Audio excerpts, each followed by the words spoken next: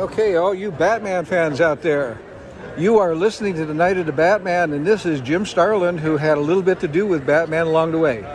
Have a good one.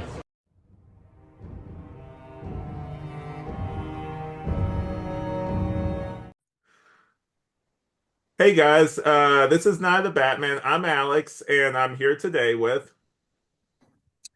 This is Ben One. Again, I'm kind of guest co-hosting. I'm from the Superhero Stuff You Should Know podcast. I've had the pleasure of interviewing Sam Hamm and Daniel Waters, and now both Alex and I have the honor of interviewing the third official writer of the Burtonverse, and that is John Jackson Miller of Batman Resurrection. Nice. How you doing? Welcome. I never heard myself called that before. The third official writer in that universe. I would think Craig Shaw Gardner counts for sure. Oh, that's And true. That's true. yeah, and then I think didn't Denny do the comic book adaptation? Denny O'Neil. I can't remember who it was, Well, but I was thinking yeah. more your So own yeah, it's story of it, your oh, own that's story true. as opposed That's to true. adaptation. Yeah, Nice. awesome. Alex? All right, yeah. So, thank you for coming on, obviously. Really great to have you. So I guess we just go ahead and we'll get into some of these questions here. So we're gonna start off from the very beginning, John. Not the beginning like when you were born or anything. Like we're not we're not starting there. We're talking about like your career. So my first question for you is take us back to the early years of your career and becoming a writer. Where did you start? Well, I started buying comics or having them bought for me at age 6, and I started drawing my own comics at the same time. I was a terrible artist, but at least I learned how panels and things went, and that ended up being education for me later on when I did become a comics writer. I would also do my own stories first on a typewriter, then a computer, and I was doing a fanzine of my own in high school, and and then I discovered Comics Buyer's Guide, which was the weekly newspaper of the business in the 80s. And I discovered that there was a section in back where people were trading their mini comics that they had done, the little 8.5 by 11 folded over comics that they had drawn, and I got into part of that community as well in high school and in college. I was the editor of my campus newspaper in high school and then at the University of Tennessee, and that is actually kind of where my path crosses with Batman 89, because I had been certainly I'd really been I was just yesterday I was on a Marvel podcast, which was fine because I had been a Marvel zombie growing up. Hmm. I didn't really dig into DC until we had Teen Titans basically as the gateway drug into DC, the because it was sort of the equivalent book to Uncanny X-Men back at that time. And then of course we've got Frank Miller, who has gone from Daredevil over to DC to do Ronin and then to do Dark Knight Returns. And so I've definitely gotten into all of that. I am familiar enough by that point with the history of comics and all the things that we've kind of gone through. The comics code, the Senate hearings in the 50s, Mhm. and really the impact of the 1966 TV show on just the public view of what comics were. They had an impact on the comic book industry itself. Batman had never been number one at DC or in the industry before 1966, before that TV show hit. And I know this because I run Comicron, which is the website with all the sales figures going back eons.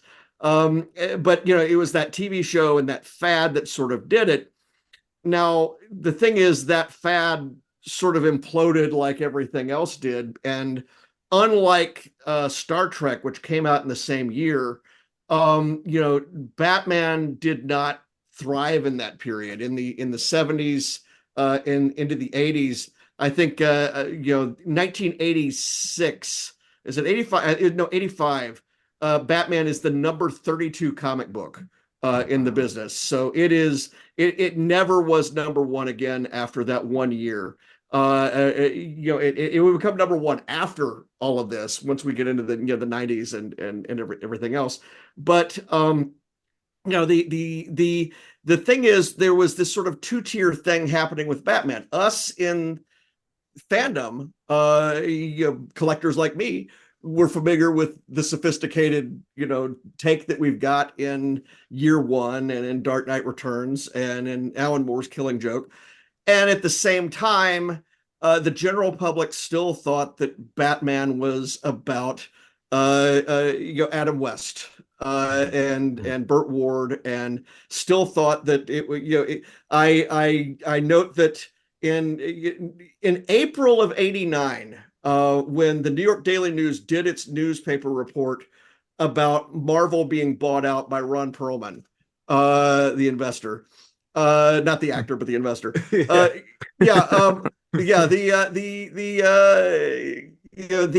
headline was Biff Pow Bam.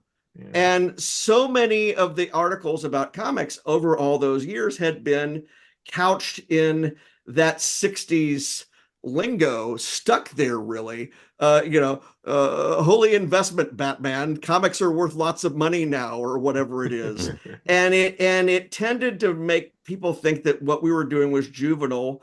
There really hadn't been any comic book movies that had shown us in a great light.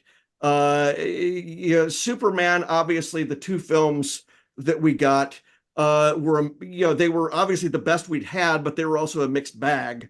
And then we just get right back into, Superman 3 and 4.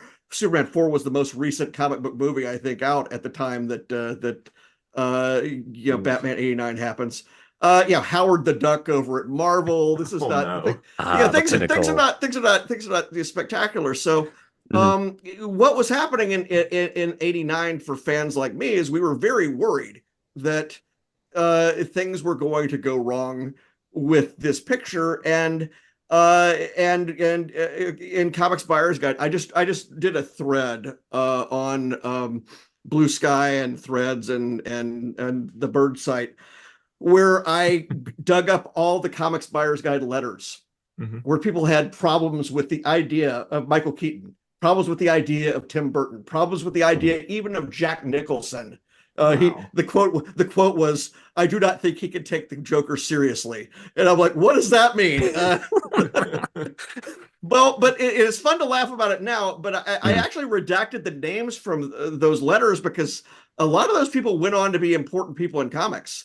And I did not want, you don't want to be blamed for the fears that we all had at that time, because we were starting to worry in the '80s. There were a lot of articles about, will there be a second comics code to deal with the fact that, there's, the comic shops can get around the comics code? Will there be some sort of a new board? Will there be something else? Will the government get involved?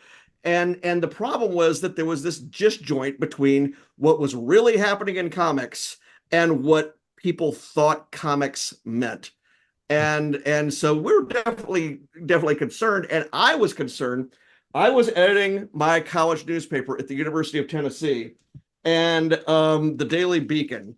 And there was nothing to do in the summer of 1989. I was terrified that the movie would not be any good, but I had nothing else to do that summer. Because we were only publishing twice a week and there wasn't anything going on. And so I assigned myself movie reviews, and I assigned myself, the Batman movie review.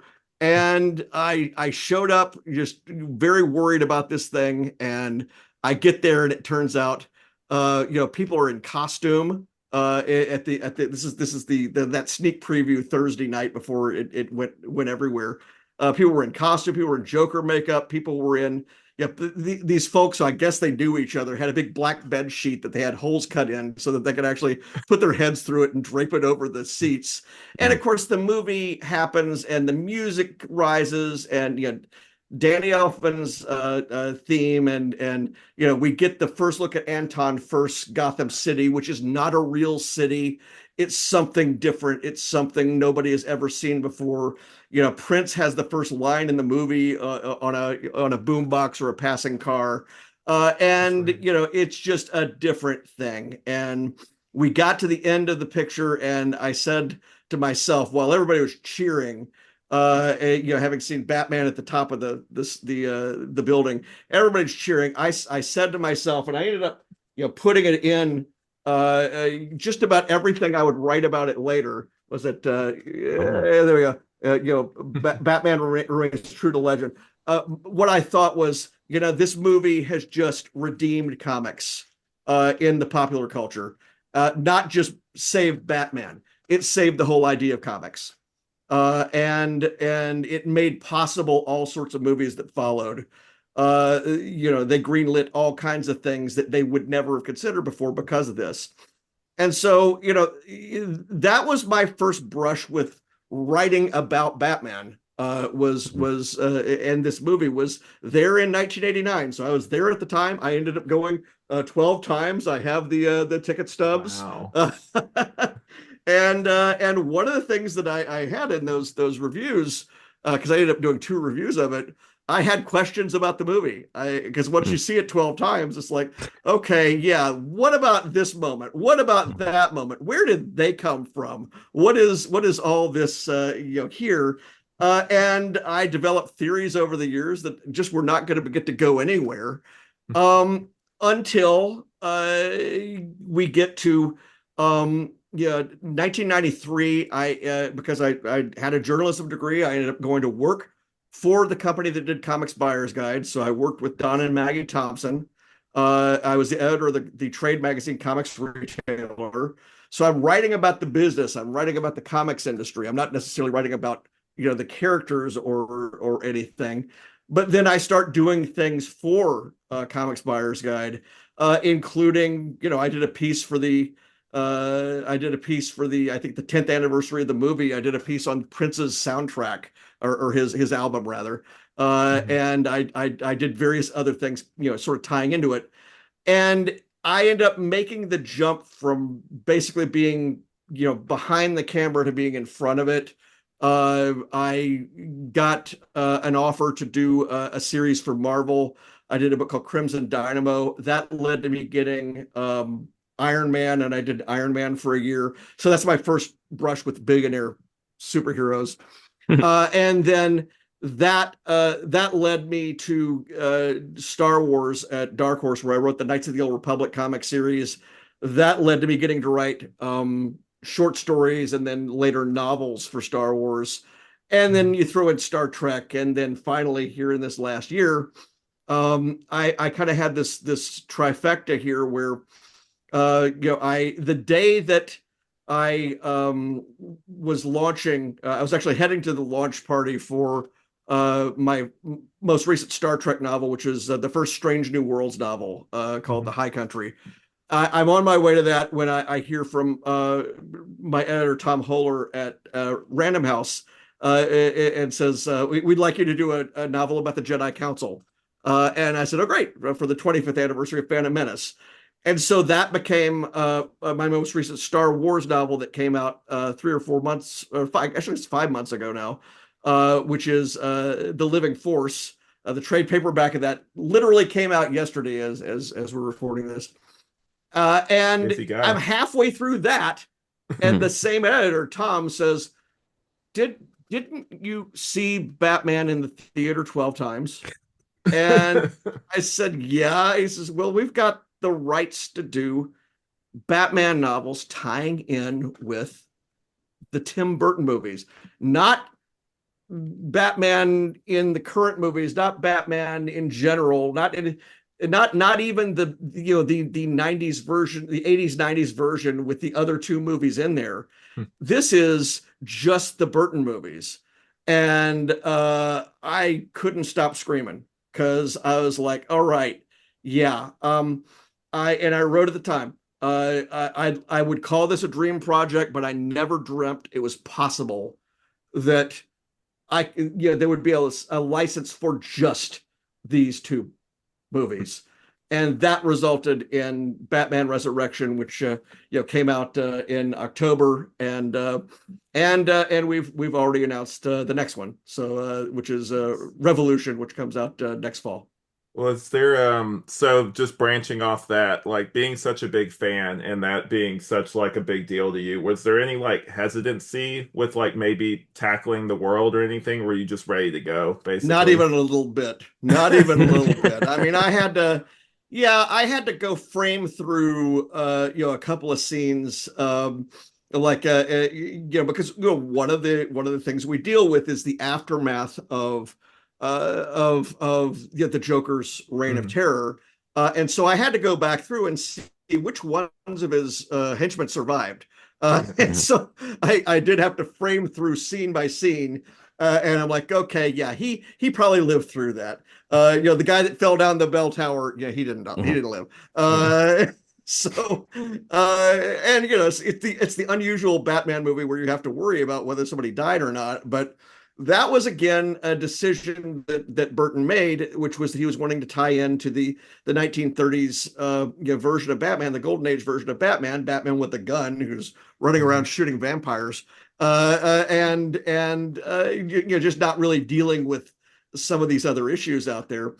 That was basically my guiding light here. So, when I introduced new villains into Batman Resurrection, I really thought all along, well, how would Burton have done it? How would they have done it in 1990? What would it have looked like? Because they wouldn't have had practical effects. In a sense, I don't want to say that this is a novelization of a movie that didn't exist, because the book is a lot longer than I think a movie would be. Novels, the adaptations of Batman and Batman Returns are really only about 60 or 70% as long as this novel. And it's just a different tempo when you're doing a full-length novel these days. So this is closer to like a 6-episode TV arc or something like that, or a 2-part movie or 3-part movie or something like that. But yeah, I mean that's kind of the way I approach it. I'm like, if we had been able to do novels in the Tim Burton, space in 1989, in 1990, I thought, what would it be like if you got a book in the fall of 89 or for Christmas 89 that was aware of everything that happened in Batman Returns, that was aware of it, which is not possible because they didn't have it written yet, or was aware of everything that happened in Batman, which Craig Shaw Gardner was not aware of what was in the final cut of the movie, which is why you've got a lot of scenes in the book that conflict with the film. So that's kind of the way I took it. And you mentioned Sam Hamm at the top. Sam, one of the 2 screenwriters of the movie, he had, I think, had a lot to do with making this possible, because DC had already done Batman 66 comics years ago, and I remember at the time I talked to DC's editor that line saying, hey, if there's ever a chance to do Batman 89, let me know. And he said, yeah, you're like the 40th person to ask that, and you're not going to be on the first of the list. Yeah, and it turned out they didn't do anything, but they did do it in the early 2000s with Sam, and the artist is Joe Quinones. Joe was the artist on a lot of my Star Wars covers at Dark Horse, and they staked out for themselves in they're now in the middle of their second miniseries. Their stories are all taking place during a period. It's more than a year after the end of Returns. And so when I did the first conversations, the first conference calls with my editor and Warner Brothers and DC, it was like, okay, I'm gonna stay away from that. I want to hug the first movie. It's the thing most people saw. It's the thing most people are familiar with. I want to go almost, not immediately after it, but it's a direct sequel to that novel, or to that movie rather, the novel is. And then my second book likewise fits into that inner movie space. It's like in Um, betweequel, basically. Like, yeah, well, if you think about it, I mean, look how many novels and comics Star Wars put between Star Wars and Empire Strikes Back, which is mhm. also a 3-year period. Yeah. Yeah, you can do a lot. There is absolutely no reason to use all that space up or use all the story opportunities up. But I did go for a number of things in this book, and as you say, you've read it. You Hmm. know, I did take the opportunity to show well, what did characters like Max Schreck think of the Joker? Yeah. What did some of these people that we did, just didn't exist yet on the page? How were they impacted by what happened?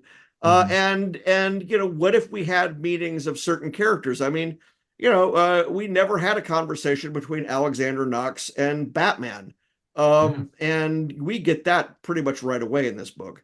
So, I'll wait till we get to the spoiler part of this discussion to get into specifics on that. But that's what people can look forward to if they're getting this book. Cool. So like obviously this isn't one of our questions, but just hearing you talk about this, I'm kind of interested in your response. So Batman doesn't talk a lot in those movies, so like we have a lot of his internal monologue. Was that kind of a challenge for you to try to find that kind of voice for him? Well, see, that's the thing is, if it were a comic book, Hmm. or if it were a movie, he wouldn't say that much. Yeah. That was the first thing that I was taught in my very first issue of Star Wars years ago, because I had a Darth Vader story, and the Hmm. whole thing there was, yeah, he didn't say much. He a little goes a long way, and that's the thing. But here we're actually in his head. We have his internal monologue Hmm. for a lot of the time. And in particular, what I think people are wanting to follow is sort of just the way that he actually plans out his actions in the middle of action scenes. Early in the book, we have a chase that goes across Gotham City where he doesn't have the car, Hmm. and he has to constantly, as he's going the next step, next step, next step, he's got to constantly think, okay, which of my tools on my utility belt is going to work, Yeah. and what's going to happen to me if it doesn't work, and we get drama from whether that happens. We have where that bag of tricks comes in. I also get into the fun of developing that. We sort of see how the batarangs in Batman Returns come about. Things that he's just testing right now. Yeah. And we kind of see issues that he's got, which Mhm. would naturally come about if you're this guy trying to do this thing. Just logistical stuff Mhm. about, what if I'm here and the car's over there, or what if my costume's over there? Mhm. And we had there's a moment that is in the Batman novelization that is not in the movie because they took that scene out, Okay. where after the Vicky's apartment scene, in the original script, the idea was that they were going to Joker was going to kidnap Vicky Vale, take her to the park where they're having the bicentennial celebration, and what was going to happen is Bruce was going to go downstairs, change in the back of the limo into a Batman costume, and then he was going to grab a horse from a policeman, and we were going to get this scene. And from what I remember, from what I've read about it, yeah, I think the suit did not test well in the light. It did not Oh. look it did not look like anything Huh. that it looked like a rubber action figure. It didn't look right, and they ended up not doing that, and the movie was running long anyway Mhm. at that point, and so they didn't do it. But what I did was I brought back a couple of those moments in here where he's got the issue of, how do I change in the back of a limo? This is not the easiest suit to put on. Also, we get into a thing where, I sort of have a nod to the costume thing where, I come up with, the gray bat suit or a gray bat suit as a solution to the way the suit looks during the daytime. And that, it made sense that he would have, a daytime kit and a nighttime one. And we come up with some technological reasons why it looks the way that it does. I think people dig that stuff. I mean, it's obviously we have interactions between characters, we have action, we have everything else. But a lot of this is, what is it like to be Batman? What is it like to live in a world where Batman exists? And that was something I really valued. We got to actually show, how has Batman changed Alexander Knox's job? How has it changed Commissioner Gordon's job? Do they have anything they can teach him? And then we also get to dig in a little bit into just how this Bruce Wayne is different from all the other Bruce Waynes. So there is a different flavor, I think, to a Michael Keaton Bruce Wayne story. He can be absent-minded, but he's never he's not faking the irresponsible playboy thing as you get in the Nolan movies. We actually have a Bruce Wayne in the Batman Burton movies where he's much more responsible, much more. You see him in Batman Returns, going eye to eye with Max Schreck over the future of the power plant, and he's the mayor and I see eye to eye on this. He tosses the file at him. So you get and again he's sort of lackadaisical, indifferent about it, but obviously he's somebody who wields some power, and that's one of the things we do in the book is we show him acting in ways in which Bruce Wayne can solve some problems that Batman can't. Nice. Ben, you want to take the next one? Well, I mean, a lot of my stuff is more spoiler stuff, so should we, Okay. should we draw the line here? I have one more thing, Ben, if you sure. want to, this is one of yours, but I guess I could ask this now before we delve into that. So I've noticed, John, that you seem to gravitate a lot to genre fiction, especially science fiction. Are those like favorite genres of yours? Is that why you kind of gravitate to that?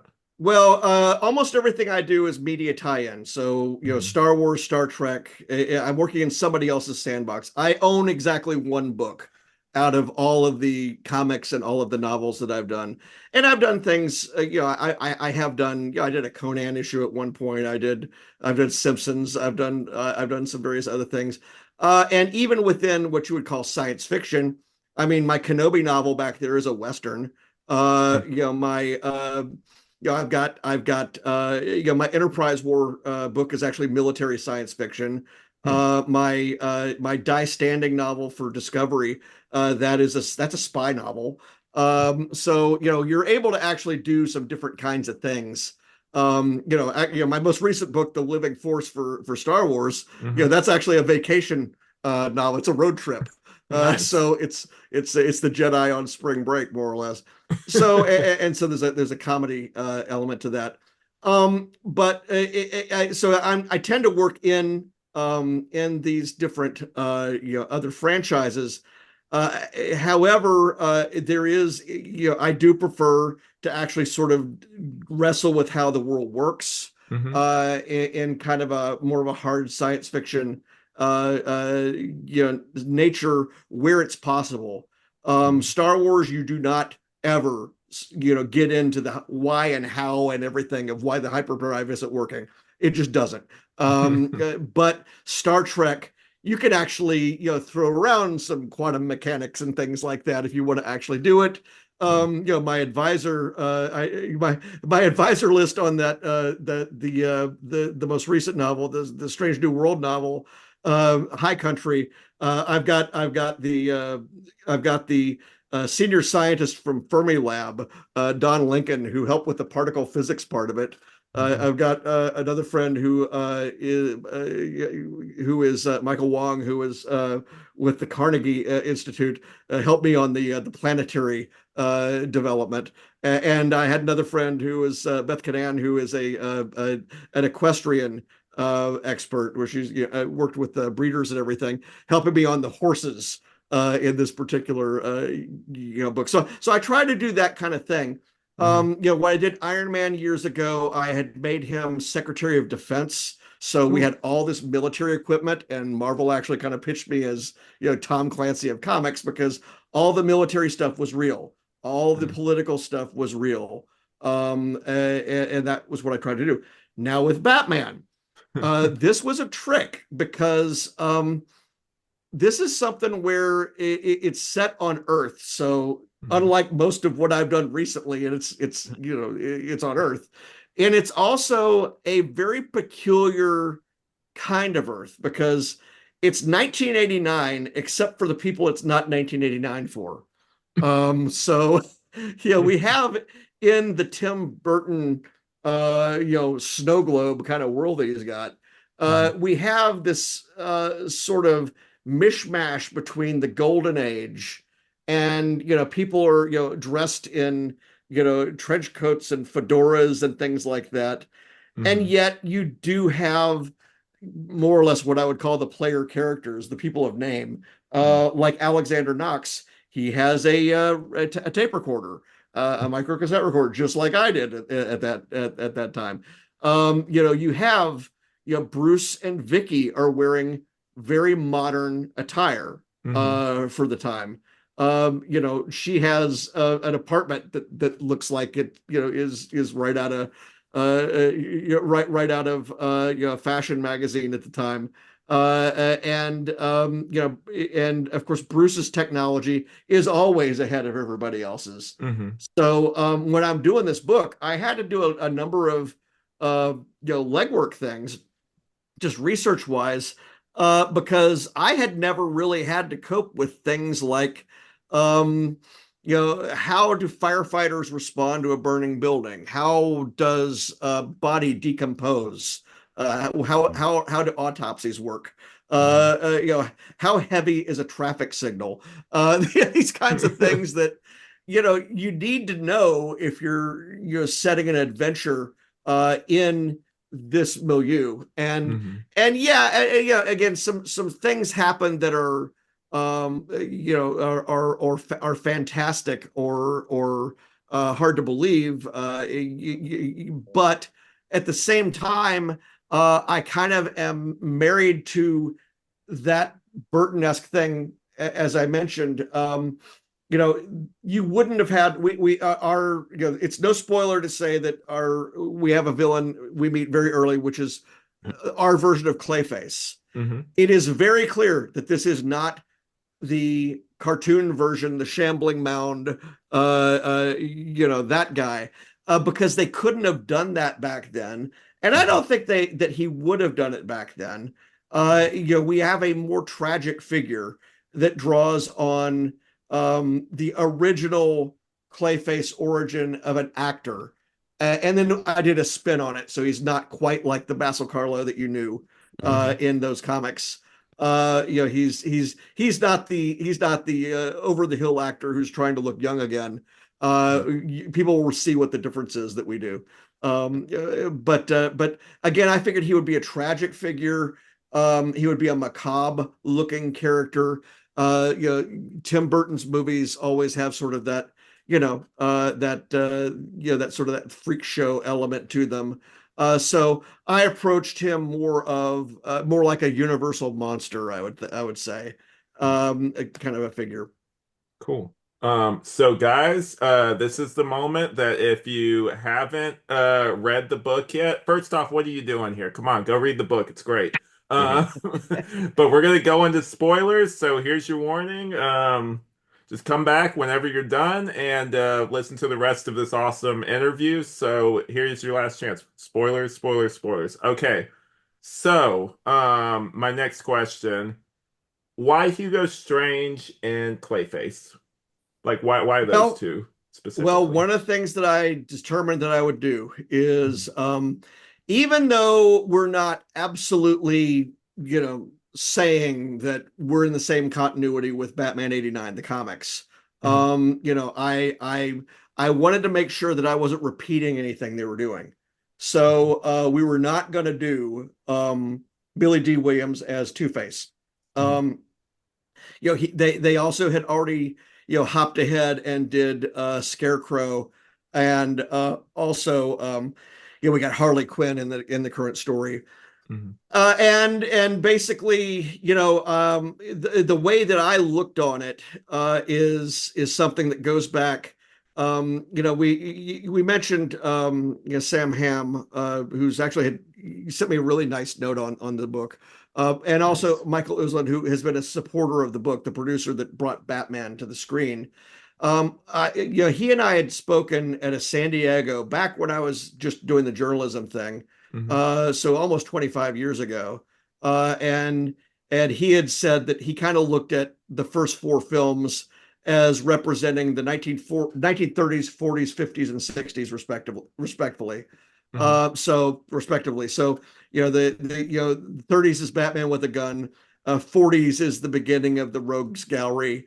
50s is Robin is a much bigger part of it. Mhm. And 60s is obviously Adam West and Campy. And that kind of is what you got in that progression of films by accident or otherwise. And what he said at the time, I thought was I thought it was smart at the time, and now I think it's brilliant because he said, yeah, you would presume that if they were to do more movies, you'd eventually get to the 70s, Batman as the detective and Ra's al Mhm. Ghul and everybody, and then 80s you would get Dark Knight, and 90s you would get into Bane and these extended Gotham Under Siege storylines you got in the comics in the 90s. And darned if that didn't happen, because that was several years before Batman Begins when we had that conversation. And so when I was looking at this, I'm like, okay, well, since I'm in between Batman and Batman Returns, I'm right there in that zone where I got to stick to the extent that I can with the villains from the 1930s, 40s, which is really the 1940s, because there wasn't much in the 30s, because it was only the one year there. And I looked at it and I said, okay, Clayface is easily somebody that I think would fit into a Tim Burton movie or a movie like that. It would allow me to go really deep into the world of Gotham City theater, and that would be interesting in and of itself because I could show what that subculture thought of things. And then we had Julie Madison also from the Golden Age, from that period Mhm. where she's an actress, so I'm like, okay, I can pull that together. And then as far as Hugo Strange is concerned, I did have that notion also early on that he could be the puppet master. He could be the person pulling the strings. He could corner Clayface into this Mhm. position where Clayface is not actually the villain. He's actually a poor schmuck who gets Yeah. in over his head. And we have the sort of the chess master here in Strange. Mhm. And what I was able to do is I was just sort of able to work my way backwards from what I wanted to have happen and then build it into what I thought would have happened after the end of the first movie. Mhm. And that was something I was able to, particularly once DC and Warner Brothers said it was okay for me to explore the possibility that the Joker might not be dead. Mhm. And I we were very careful in the marketing not to hit that too hard, because we didn't want people to think, it is on the back of the book, but we didn't reveal the back of the book until a good month before, I think. I Um, didn't know. I listened to the audiobook. That was a thing. So like real quick, yeah. since it's called Batman Resurrection, I was telling Ben this during the interview. There's a moment in the book where he's like, Hugh Auslander is Mhm. saying like, oh, a lot of people think that like this guy looks like me or I'm an ancestor of this guy. I was overthinking it. I thought because resurrection, I'm like, it's Ra's al Ghul, Oh obviously, yeah. right? Like that's what in my head I was like, that is him. Like I was Well, overthinking it. that's not Golden Age though. So that's I Yeah. wouldn't have go. I ended up not going there. Mhm. I wouldn't stray too far. I think from that time period. And also with this, I was able to do something that hadn't been done in live action. And so I eventually that's not possible as you continue to do more books.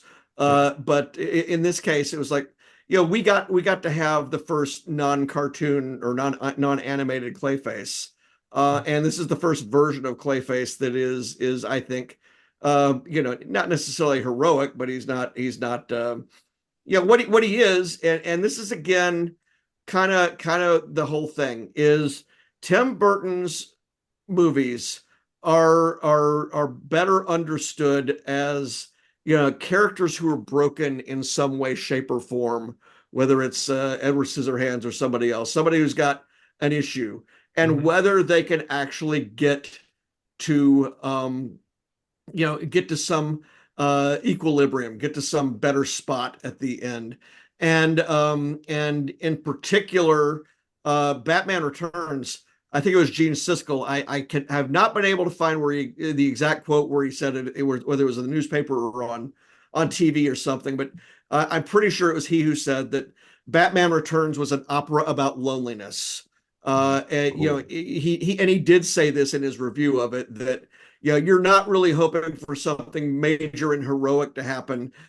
You're actually hoping that, gosh, wouldn't it be great if Catwoman could get her act together? Wouldn't it be great if Batman could resolve his issues? Wouldn't it be great if the Penguin could actually? And there's a moment where uh, Bruce Wayne says of the Penguin, "I hope he finds his family." Yeah. And Mhm. there's some sympathy there.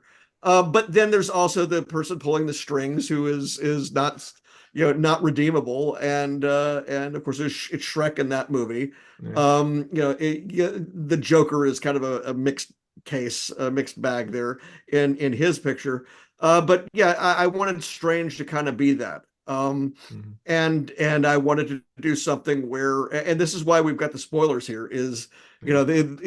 knowing that he is who he is will now make you read the book the second time completely differently. Yeah. And or it should anyway, Mhm. because he's got a double game going all the time, Mhm. and and he's basically got 4 or 5 plates spinning in the air at any one time. Yeah. Yeah, for Uh, sure. So Ben, I've been holding back because this is not my podcast, so I'm the guest host for this. But you've been yeah, on I mean, enough. You're welcome. Come on. I've been on enough, yeah. So on my show, Superhero Stuff You Should Know, we've done a lot of like dives into like the Easter eggs and references to the Burton movies and the '89 comic series that Sam Hamm and Joe Quinones have been doing. And so for this novel, I've been, I was really looking forward to what type of stuff to dive in, and we're currently working on the video essay for that. But before I get into the question, I did want to kind of give praise here that what I was really floored by was just the level of depth to the characters and the world that you've provided here, where it's at a level that I haven't found in the movies that I love and the comic series that I love. But it made sense because this is this is a big novel, and this is where you get to explore those things. And on the subject of the villains, I feel like this is the best version of the Basil Carlo Clayface. Like is a fantastic characterization, the motivations. He's sympathetic, and it's done in a way that's different from what we've seen before, even in the famous Batman the animated series. And Or even I'm in the also Batman or too. in the Batman Yeah. animated series. And I'm also probably one of the biggest Hugo Strange fans on the internet, as people who listen to my show know, I'm big on the Steve Englehart, Doug Mensch era Yeah. of Strange, and I've always kind of been of like recent adaptations. I'm just like, you're just kind of using him as like a mad scientist or like the guy who's in Yeah. charge of Arkham Asylum. And then I was very happy that he was legitimately a big bad in this and tied in so well with 89, especially with the review of how he is connected to the 89 movie, where I'm like, I'm never going to watch that same way. That whole like, yes, sir. Well, Yeah. that was a moment of opportunity I saw. Yeah. Well, yeah, and I appreciate hearing that. You know, Steve Englehart's a friend, and you know, he and I were actually talking while I Oh, was actually awesome. writing the book, Nice. and you know, he has a connection to this film before anybody Yeah. else does. Hmm. So yeah, I will say. You know, as far as the depth that I take these things in, it's what you get in one of my books. So, you know, whether are a fan of Star Wars or Star Trek, the books that I've done for them are very lived-in universe kind of things. Mhm. You are in Living Force, which is a novel about the 12 Jedi counselors, you know, from the year before the Phantom Menace. Even though with the cases of many of these characters, they've never even spoken on screen before, in animated or anywhere else, and I'm establishing their characters, I realized that I had to show them like they had known each other for 10, 20, 100, 200 years. And so we're actually getting the middle of their arguments. And we can tell who likes each other and who doesn't, and who's just putting up with who and everything like that. And then we're also I'm dealing with the politics of a world that, you know, the Jedi are in decline in, and where the Republic is corrupt, and Mhm. I'm setting up, you know, the situation before the Clone Wars. Um, and that's kind of what I do in all of my novels. You know, the Kenobi novel, it's, you know, 90% of it is from the point of view of other people who see Obi-Wan Kenobi when he moves to Tatooine. Mhm. And we get what their world is like, and how it's changed because of what's going on, and how it's changed because he's there. And then Star Trek likewise. You know, you know, my novels, I try to, you know, give you, what it feels like to actually be in that place. And so yeah, I was really happy that we were able to actually pursue some of these things. You know, Alexander Knox, his job has completely changed, I think, because Batman exists. And I figured it out, and I said, you know, he's got to have a different relationship with Batman than he's got with Bruce Wayne, Hmm. Mhm. and Bruce has got to be aware of that. And he's got to be aware that you know, I figured I had a dynamic where Batman could get to know Commissioner Gordon, and Bruce could get to know Alexander Knox, and trade information in a way that Batman would never cooperate with Knox himself, or he would be afraid to cooperate with Knox himself, because he knows that he knows that no matter what, Knox is a journalist. Knox is looking at the next story. He's looking at, even though he, you know, cares more about what happens to Vicky than just about anything. You know, he definitely knows. Yeah, he's the news about the Joker. He just can't let that hang out there. He's got to Hmm. do something with it. And then likewise, you know, we have a very different Commissioner Gordon that than all the other ones. This is probably the oldest Commissioner Gordon that we have in any iteration, the Pat Hingle one, Mhm. in any iteration, because he's a guy who's almost at the end of his career. And so I decided that, from the little that we see Batman interacting with Commissioner Gordon, very little in Batman Returns. Um, we get the notion that it's very collegial. We get the notion that there's absolutely no wall between them in terms of level of trust. And Batman would not have been there at this point yet. He would still be very cautious because he's breaking the law. He's breaking all sorts of laws with everything he does. But but clearly, he has earned the trust of Gordon to a degree, and he doesn't want to lose that. And so we do have scenes like we have in the book where Gordon would probably actually try to teach Batman something or two in this book, because he's been around for a long time. He's had cases that drove him up the wall.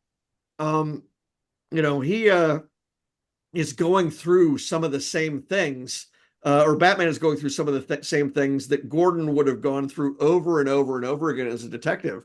And so, Gordon has some things to teach him. Alexander Knox has some things to teach him. I think Vicky has some things to teach him about being human. And then the most important, piece of this puzzle is Alfred. We loved every moment of Alfred. We did a scene, you probably remember, where it's just the two of them having breakfast at 3 p.m, which probably happens a lot, and they're just going through the newspaper. And my editor was like, "Can we do the whole book this way?" Because it allows me to do what I tend to do pretty well, or at least I feel I do pretty well, which is I'm a mimic in terms of I can imagine dialogue, and then I figure out how would Michael Goff have said this? How would somebody else have said this?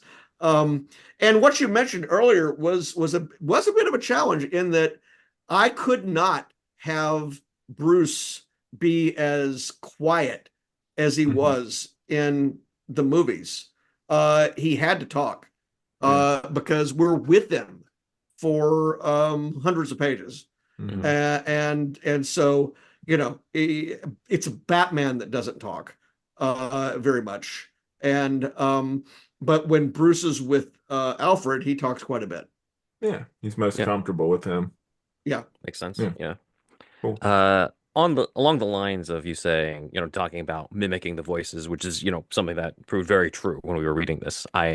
We did have to ask if, given that this is set during the 89 and 90 era, if you had any of your author cast for the newer characters you've brought into this world, whether that's Hugo Strange, Clayface, Julie Madison, or we'll just refer to him as Norman Pincus. Well, yeah, the one, Norman, I'll let hang out there until we're promoting the next book, because he's definitely mentally cast in my mind. We'll talk next year. We'll talk next year. Hugo was never anybody in my mind hearing him, but Christopher Lee.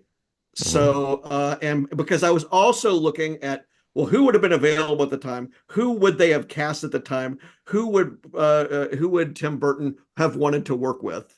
And of course, he would end up working with them. Yeah. And so if you want to think about it, in at the same time, pretty much as this book, you've got Christopher Lee as the mad scientist in Gremlins 2: The New Batch, and he's in the lab coat and everything. And I just sort of I grabbed that JPEG and I'm like, okay, that's him, and that's who I'm going to imagine, and that's who I'm going to describe. Now, Clayface, we lose Clayface's face almost immediately, and I began to think that it was more important that he be anybody, that he be able to transform into anybody. He's a bigger guy than a lot of actors, because he has to have the frame. One of the things I want to make sure is, we're only using Smilex, and what we saw Smilex could do in terms of changing somebody's face. That's the only fantastical thing that we have in this, is we have this crazy chemical that does things to people really, really fast. And so, but it was not going to add 100 pounds to a guy. It was not going to do that. And so, he had to be somebody, and we went back and forth on it. We had a lot of different, possible ideas, just, and again, this was all unofficial. On the audiobook side, the audiobook narrator ended up going with his own interpretations of characters, because you really just can't do a Jack Nicholson impression for 15 hours. Who can? But I remembered, I probably bounced around from, well, really tall guys would have been people like Ron Perlman, not that Ron Perlman, but the other Ron Perlman who actually ended up being Clayface in the cartoons. Mhm.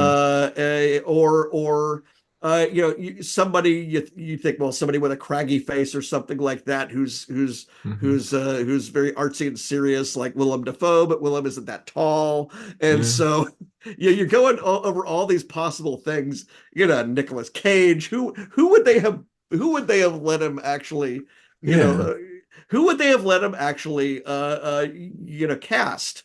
And it almost certainly would have been somebody way out of the realm it's not necessarily the case that it would have been A-list most famous actor or whatever at the time. So I decided in my own mind to just sort of let that sit. And his voice is rarely his voice when he's talking in the book anyway. I really do like what Will Dameron, the narrator, did with him in the audiobook. He's a very personable guy, and he needed to be, because I think we spend more time with him than anybody else in the book. And I might include Batman in that. Yeah.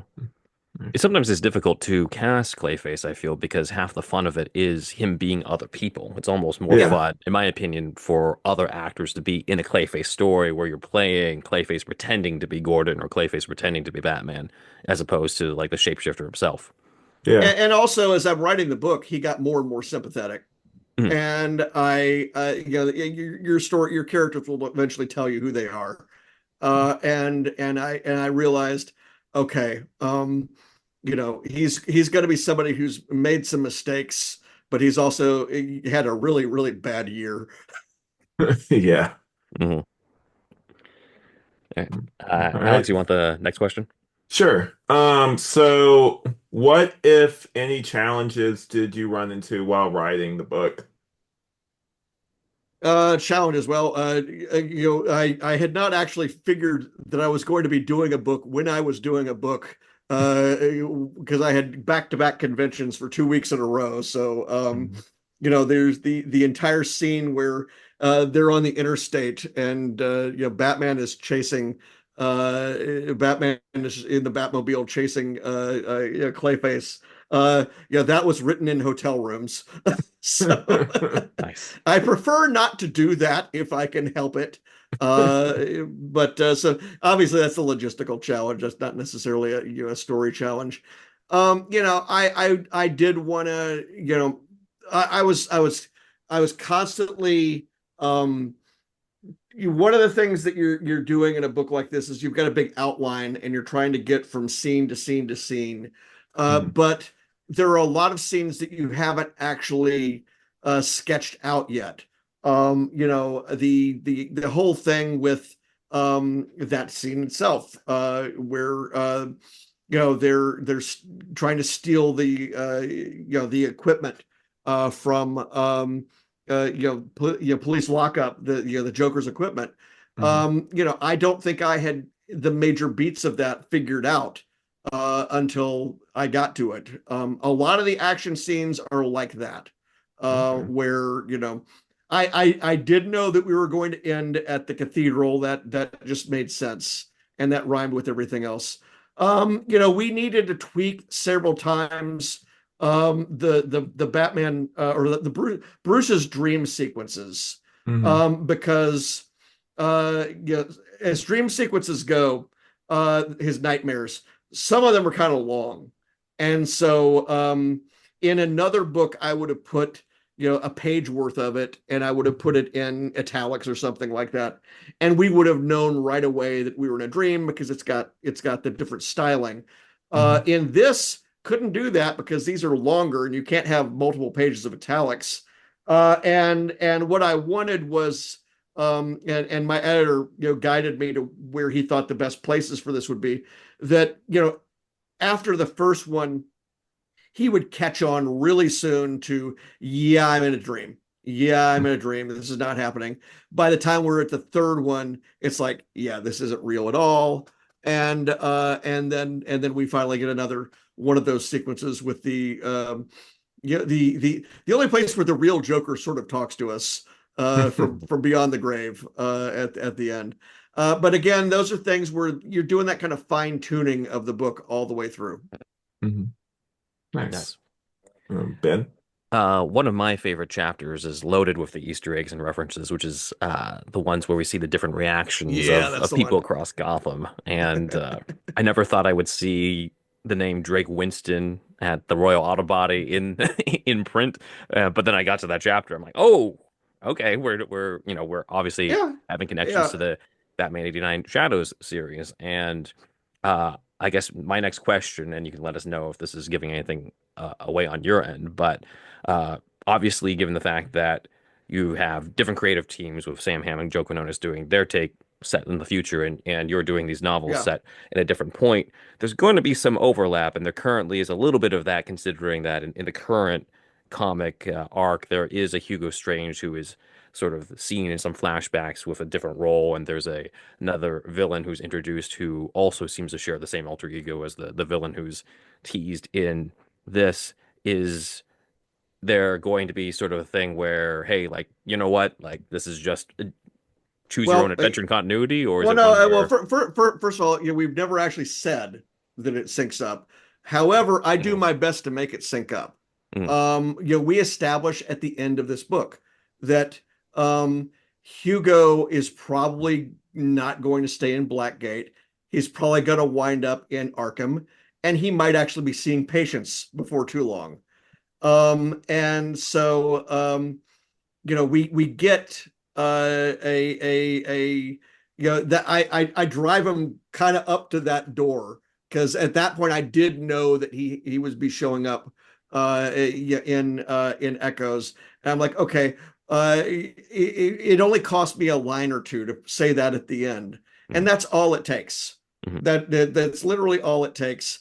And once Echoes is done, Mhm. with the second book, there's some finessing that I can do, and I know the character in the issue that you're talking about. I can tell you it's not an issue. Oh. And so yeah, and there's believe different me. names, so I'm like, maybe there's more than Well, I one, mean, yeah, there's all sorts of ways to do it, Yeah. and we chose one of them. So Sweet. but one of those things is, again, look, whether it syncs up perfectly or not. And I come from Star Wars, where we had multiple versions of various things, and the Mandalorians were both a species and a movement, and the Sith were both a species and a movement, and over in Star Trek, the story of what happened on the Farragut to Captain Kirk was told in three different novels, three different ways. And yet, when I referred to it, I found a way to name check all of those stories in some way, shape, or form. Yeah, and so I will, at least, no matter whatever happens, I always try to I try to make everything work if possible, and then I try to at least acknowledge the other thing if I can. I'm never going to actually, make a story be entirely about getting from point A to point B in continuity, Mhm. because a story is about more than just these connections. Mhm. Yeah. And you know, so again, that is kind of why I've said, I I'm working to avoid conflict where I can. It's very difficult, though, obviously, when you have multiple projects in different media going at the same time. Some things you end up having to repair retroactively. Mm. Nice. So just going off that, in one scene, Gordon gives Batman the laughing bag that was on Joker's corpse at the end of the 89 film. Was this because of the bag's appearance in the Batcave in The Flash, or was this just a coincidence? Well, it was always part of my, because I had a theory for how the Joker could have lived back in those days, and I think I may have even mentioned it in Comics Buyer's Guide in one of my columns at one point in the 90s. And the laugh bag was part of it. But I also, having seen The Flash, I'm like, okay, well, he gets it somehow, might as well be now. And again, this is one of those other things. And people, have to understand, it's, we never said, nobody ever said that what's in The Flash, and actually scratch that. Let me step back and say this. I don't speak for DC. I don't speak for Warner. But I know as a viewer that nobody ever really said that this has to be this particular strand of spaghetti all the way through, because that's the metaphor they hear. We might have the future Batman 89 might not be exactly the one that we see in The Flash. And my version might not be exactly the one you see in 89, Batman 89.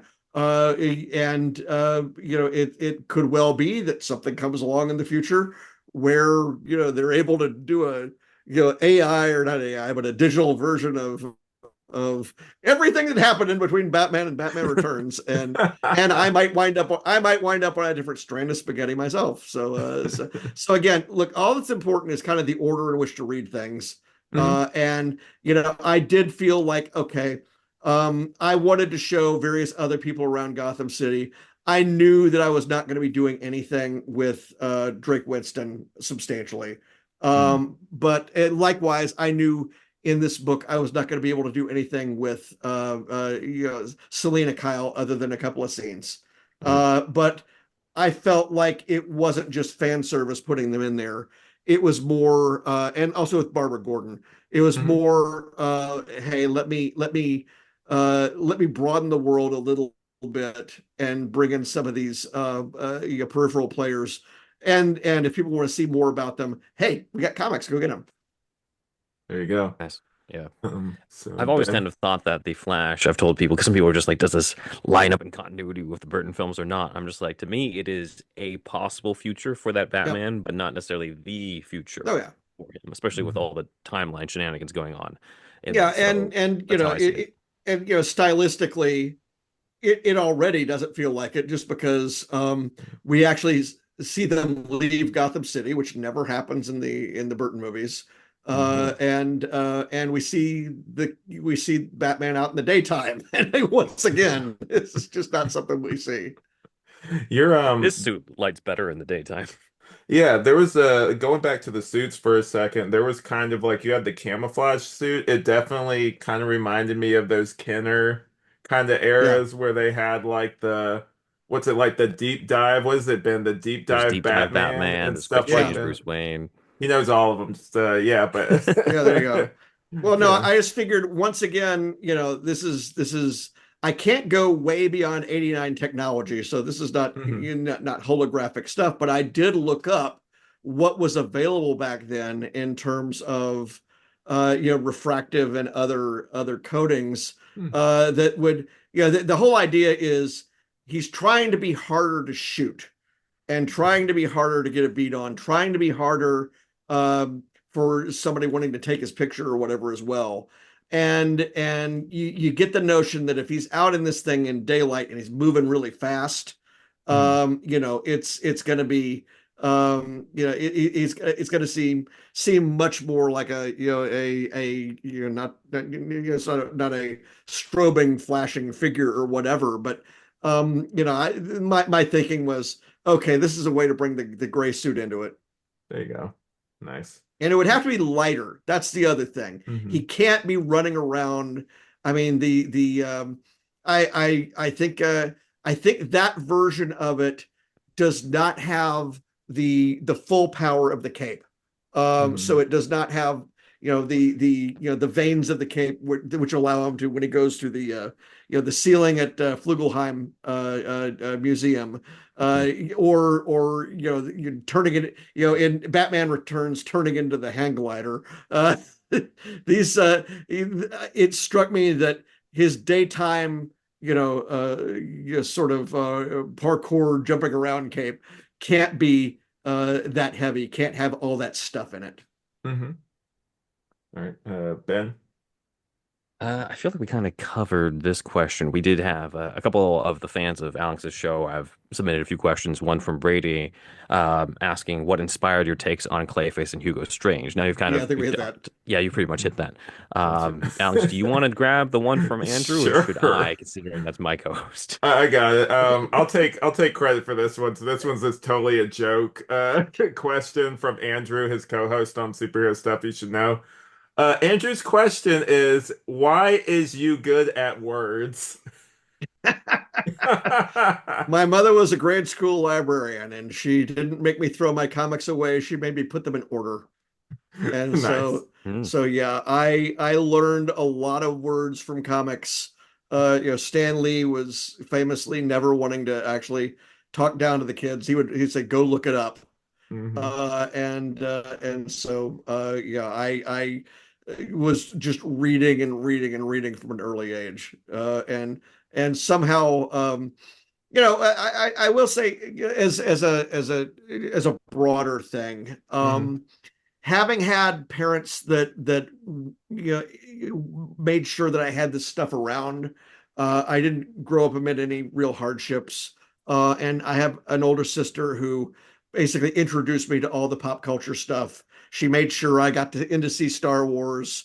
My Kenobi novel is dedicated to her for making sure her little brother got in to see the movie. That's awesome. Yeah, and so, yeah, to a degree, I feel like what I've been doing over the years is, yeah, giving something back for people who need, to get away for a while. And now at this point, yeah, it also helps me get away for a while to actually do the books. And again, I'm about to get really away with Batman Revolution, because the outline's done. I'm starting work on it, and Nice. it's good to have the books come out or it's good to have the books in production in the winter, Hmm. because I live in Wisconsin and we have a lot of it. Nice. So, Ben, unless you had any other just fleeting questions, I was gonna go ahead and do our plugs, and then we can wrap this thing up. And did you have any more, or? I mean, it's not like I'm expecting any major spoilers, but anything you want to tease about the next book? It's called Revolution. Perfect. I love it. And I can say it is a direct sequel to this novel. So it is not after Batman Returns or anything like that, because that would be a mistake. I mean, there's room for plenty of stories in there. So Yeah. so We can this is also another. confirm that Batman is in it. Oh, I hope So, so. yeah. Yeah, me Uh, too. All right, Alex. All right, cool. So I guess I'll go first with my plugs, and then Ben, and then obviously Mr. Miller. So mhm. me first. I'm Alex. You guys know me. I have Night of the Batman. Normally I host this show with my wife. I occasionally have other people on, like Ben. But yeah, we talk everything Batman. We go into the comics, the movies, scripts, basically anything I can get my hands on. I also have Flashbacks, a Flash rewatch podcast where we tackle a little bit of the 90s show, but also like the CW stuff episode by episode. And then I have Tangential Exchange. Me and my friend get drunk and just kind of laugh and have fun. That's my most laid back show. And then I have What Mean, which is just a review show. Ben? Cool. So you can find me at Superhero Stuff You Should Know, where we sort of do a lot of the deep dives into stuff related to. I mean, a big fan base is on the Batman '89 Burtonverse type of stuff. We're definitely working on the video essay, kind of diving into the Easter eggs into the Batman Resurrection book. Probably won't be ready until 2025, but that gives people enough time to read through the novel at their own pace. I also do writing with Newverse Creative, where they do audio adaptations of unmade Batman scripts, as well as I've adapted a few comics from there that I set in continuity with the other movies, where they take a few actors who kind of sound like the actors from the movies and bring them into the fold. So maybe there'll be a fan production version of Batman Resurrection that in the future. But Nice. as of now, we mainly have a few on there, and then I have an upcoming comic coming up next. Well, I don't know when this is coming up, but the 27th. It will be the second issue of my comic Alter Ego, which is kind of a Batman No Man's Land meets The Departed, about a henchman who goes undercover to take down supervillains. Oh, very good. Yeah, obviously Batman Resurrection is available in hardcover, audiobook, and ebook right now. Just about to get some copies on my eBay store page, which is Faraway Press is the name of that store. And I always wait a little while before after the book comes out to get signed copies on there. I have the Living Force, the trade paperback of that came out yesterday, so that's available in hardcover, softcover, and that book actually has a map in it, which is kind of cool. We deliberately did not do a map of Gotham City. I looked at it, and I did actually work with the maps that existed for Gotham City, but the Gotham City that is in Batman, the Burtonverse, is Vancouver. So it is.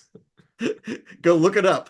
It is the map that you see in the movie is Vancouver. So Is that's that the one where he's looking at the scene where he's in the Batcave, right? And he's looking well, at where there's a Agnes couple Nichols is? there's a couple. They're looking for when they're looking for Batman sightings at the newspaper. Oh, They actually have a map of Vancouver with the word Gotham City pasted over it, and that's where it is. but yeah, and see again, the problem is all of the Gotham cities that we've seen from like No Man's Land and everything else, where there's an actual map, Mhm. it looks like Manhattan, where there's an upstate and there's an island and everything, and it's vertical, whereas of course Vancouver is east-west. So and it's also in the wrong coast. But yes, so yes, there's a map on that. The Living Force, the Barnes and Noble Special Edition, actually has a big map poster, which I did for it, which is in color, and that's a lot of fun. We have on the comic side of things, Marvel is re-releasing or reprinting the Knights of the Old Republic. It's back here somewhere. There it is. The big Knights of the Old Republic omnibus. So it's Star Wars Legends Omnibus Volume 1. And that has my entire 57 issue Knights of the Old Republic series. I wrote every page, all 1,344 pages of it. It was the #1 graphic novel at Diamond when it came out 3 years ago. Those books started going for 200, 300 hours. And Marvel is going to a second printing of it, which makes me happy because they will soon have to probably also do the second volume of the omnibus. And it would be nice because that's even though that has all Knights of the Old Republic, all of my Knight Errant and Lost Tribe of the Sith comics would be in volume 2. And if you're going to have volume 2 out, it would be nice for people to be able to get volume 1. So yes, that's I think coming out in March. Batman Revolution is fall of 2025, and that's all the specifics we've given. And if people are looking to find me on my website, farawaypress.com, I have behind the scenes notes on a lot of the things I've done. Not Batman yet because I haven't had time to write it up, but that's eventually where all the director's commentary trivia will be. I have, I'm on social media. On Blue Sky, I'm farawaypress.com. Threads, Instagram, Facebook, I'm John Jackson Miller. On whatever the bird site is called this week, I am JJM Faraway. And then I also run the website comicron.com, which is sales charts from over the decades. And there's also there are social media feeds for all of those, and even a Patreon. Nice. Cool. Great stuff. So, I told you earlier, we don't really have an outro here, but we're going to try to line this up as best we can. After I say 3, 2, 1, we'll come up with an outro eventually. So I'll just go ahead and start. Everybody ready? Ben, are you ready? Yes. All right. So 3, 2, 1. We will come up with with an an outro eventually. Do you want me in on this? Oh yeah. Oh, We could yes. do it again. Yes. Okay. All All right. right. 3, 2, 1. We We will will come up with an with an outro outro eventually. eventually. All right. Perfect. Thanks. Perfect.